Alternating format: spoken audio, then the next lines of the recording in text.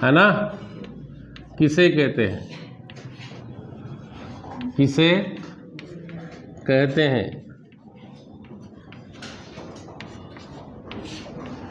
इसके लिए प्रयुक्त धातु में कौन कौन से गुण होना चाहिए, इसके लिए प्रयुक्त धातु में कौन कौन से गुण होना चाहिए। ये प्रश्न बैंक का प्रश्न है, आप अभी से लिख ले क्वेश्चन बैंक। हाँ, आप चालू कर जाइए। तापायनिक उत्सर्जन किसे कहते हैं, यह कितने प्रकार का होता है, सॉरी, तापायनिक उत्सर्जन किसे कहते हैं, इसके लिए प्रयुक्त धातु में कौन कौन से गुण होना चाहिए। तो इधर देखो आप, जैसे ये धातु है अपने पास, क्या है ये, ऐसे धातु की प्लेट है, क्या है ये बच्चों। अब इस धातु की प्लेट को अपन क्या कर रहे हैं, गर्म कर रहे हैं। ऐसे क्या कर रहे हैं, गर्म करेंगे तो क्या लगाएंगे, इसमें नीचे से गैस लगाएंगे, तो इसकी सतह से क्या होगा, ऐसे बहुत सारे इलेक्ट्रॉन निकलने लग जाएंगे। क्या निकलने लग जाएंगे, इसे ही क्या कहते हैं, तापायनिक उत्सर्जन। जब किसी धातु को गर्म किया जाता है तो उसकी सतह से क्या निकलते हैं, इसे क्या कहते हैं, नहीं समझ में आ रहा। जब किसी धातु की सतह को गर्म किया जाता है तो उसकी सतह से इलेक्ट्रॉन उत्सर्जित होने लगते हैं, इस घटना को तापायनिक उत्सर्जन कहते हैं। ऐसा बोला, ऐसे लिखेंगे, जब किसी धातु की सतह को, धातु की सतह को गर्म किया जाता है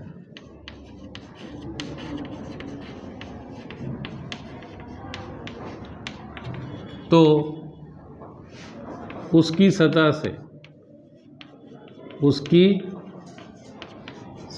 से इलेक्ट्रॉन उत्सर्जित होने लगते हैं, इलेक्ट्रॉन उत्सर्जित होने लगते हैं।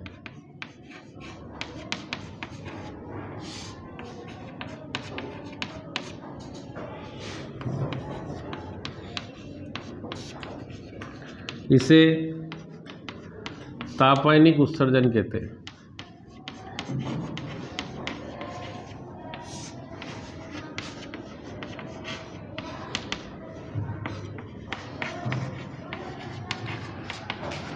जब किसी धातु की सतह को गर्म किया जाता है तो उसकी सतह से क्या निकलने लगते हैं, इसे क्या कहते हैं। अब इसमें कौन कौन से धातु, इसमें जो धातु अपन ने यहाँ लगा रखी है धातु की प्लेट, इसमें कौन कौन से गुण होना चाहिए। तो इसके लिए प्रयुक्त धातु में निम्न गुण होना चाहिए। इसके लिए प्रयुक्त धातु में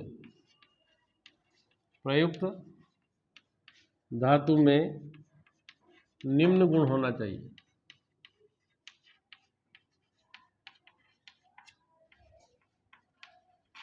कौन कौन से गुण, नंबर 1, पहला गुण, इसका गलनांक अधिक होना चाहिए। गलनांक अधिक होना चाहिए का मतलब क्या, अगर अपन गर्म करें, ऐसा नहीं हो कि पिघल के ना खाना बने, जो अपना उत्सर्जन से पहले ही पिघल जाएगा, है ना। तो पहला क्या हो, धातु का गलनांक अधिक होना चाहिए। धातु का क्या अधिक होना चाहिए, गलनांक अधिक होना चाहिए,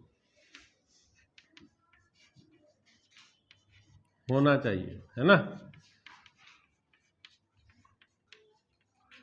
दूसरा देखें, दूसरा क्या है, इसे कम ताप पर गर्म करने पर भी अधिक संख्या में इलेक्ट्रॉन उत्सर्जित होना चाहिए।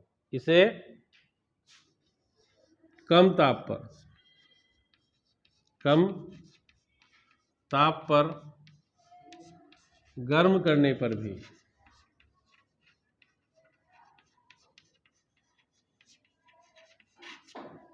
अधिक संख्या में इलेक्ट्रॉन उत्सर्जित होना चाहिए, अधिक संख्या में इलेक्ट्रॉन उत्सर्जित होना चाहिए।